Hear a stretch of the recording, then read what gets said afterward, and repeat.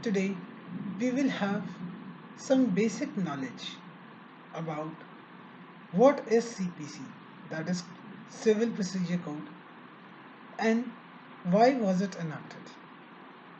So, without wasting any time, let's begin with the question and answers round and let's start gaining some basic knowledge about the Civil Procedure Code.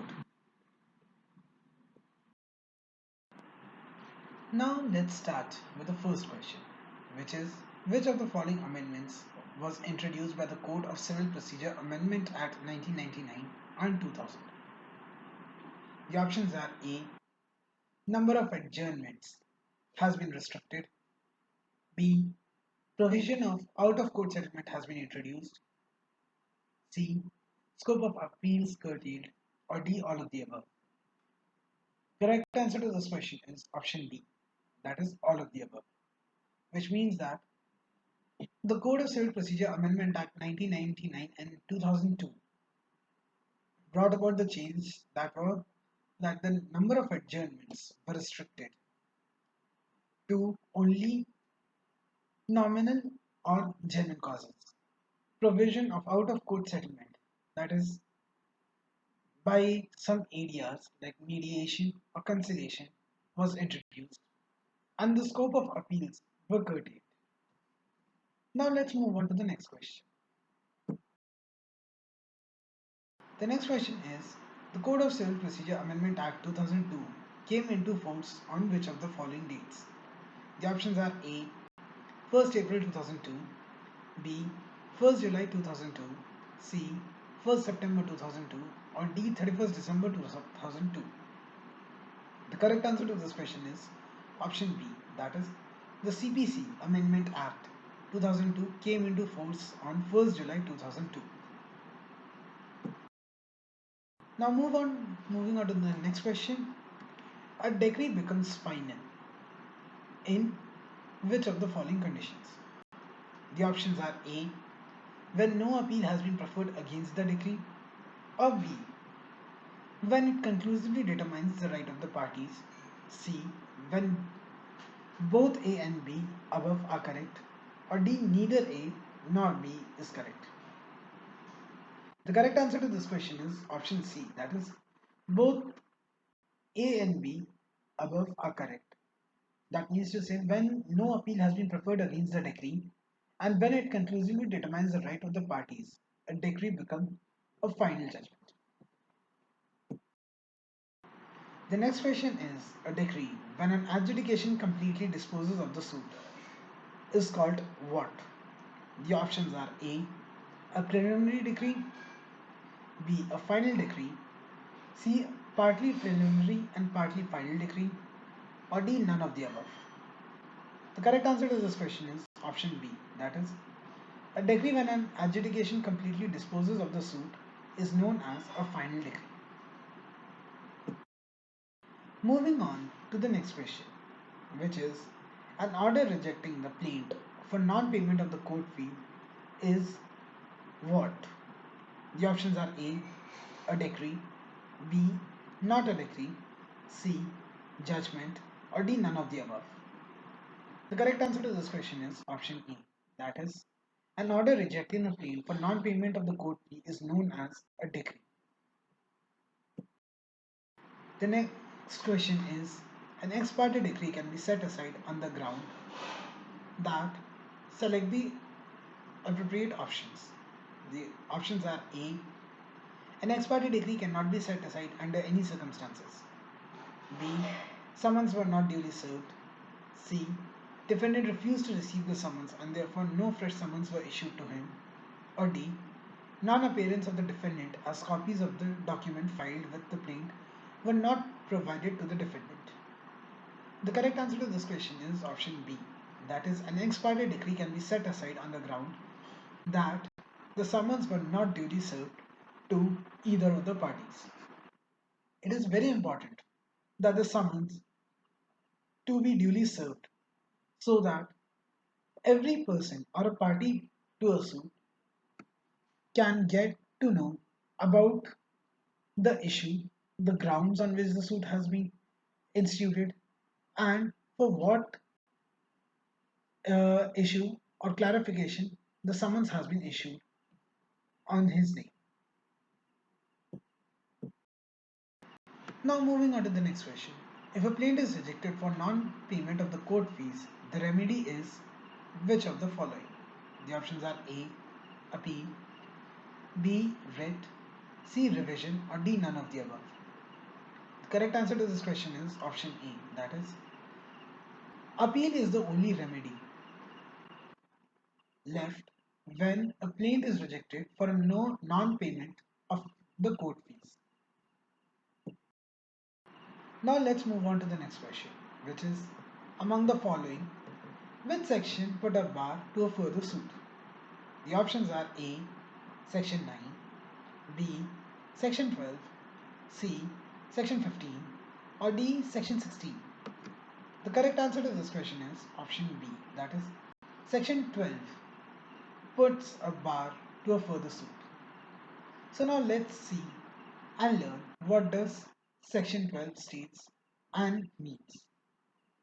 Now let us see what is Section 12. It states bar to further suit. The section explains that where a plaintiff is precluded by rules from instituting a further suit in respect of any particular cause of action, he shall not be entitled to institute a suit in respect of such cause of action in any court to which this code applies.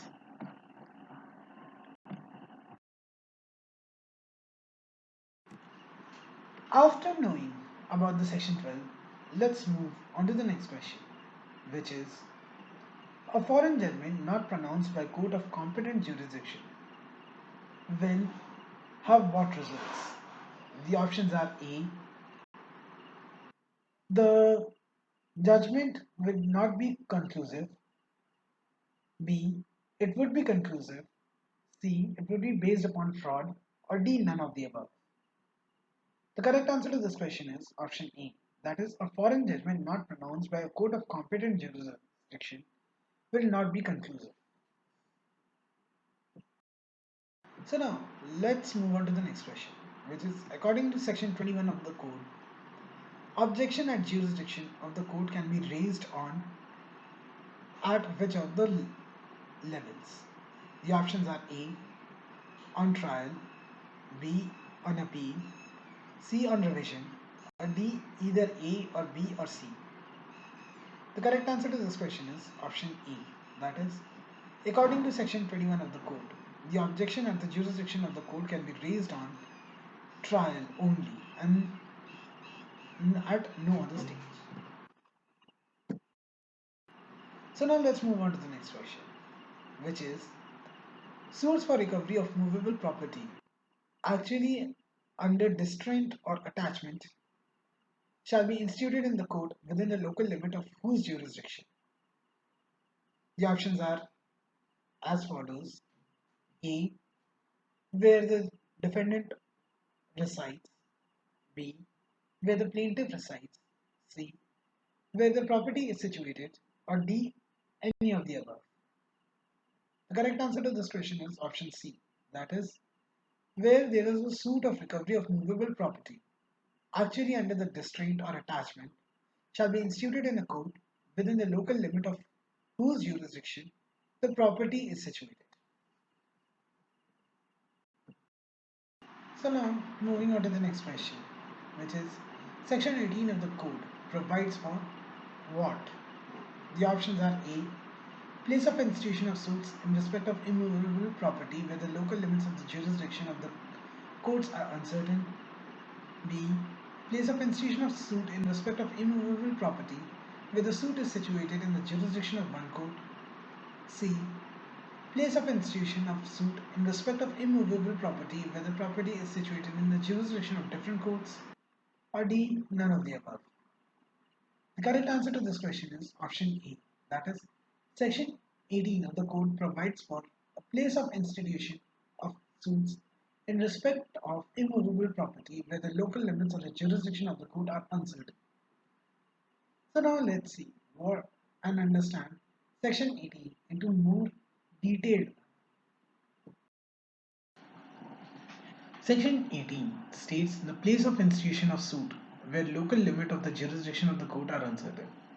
This section states that Clause 1, where it is alleged to be uncertain within the local limits of the jurisdiction of which of two or more courts any immovable property is situated, any one of those courts may, if satisfied that there is a ground for alleged uncertainty, record a statement to that effect and thereupon proceed to entertain and dispose of any suit relating to that property, and its decree in a suit shall have the same effect as if the property was situated within the local limits of jurisdiction, provided that the suit is one with respect to the which the court is competent as regards the nature and the value of the suit to exercise jurisdiction. The clause 2 of the section states that where a statement has not been recorded under subsection 1 and an objection is taken before the appellate or the revisional court that a decree or a order in a suit relating to such property was made by the court not having jurisdiction where the property is situated, the appellate of the revisional court shall not allow the objection unless in its opinion there was, at the time of the institution of the suit, no reasonable ground for uncertainty as a court having the jurisdiction with respect thereto has and there has been a consequent failure of justice.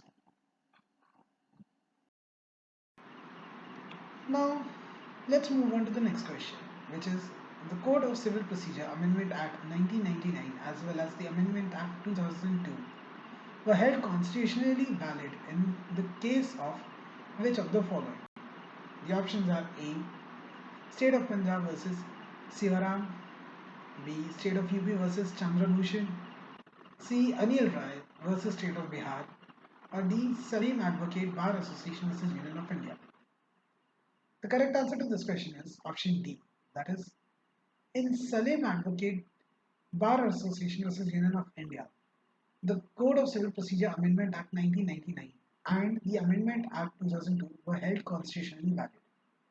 So now let's see, what was this? Now let's move on to the last question for the day, which is which of the following section of the code defines suit? The options are A. Section 2, B. Section 9, C. Section 2 Clause 9, or D. It is not defined anywhere. The correct answer to this question is option D. That is, the term suit is not defined anywhere.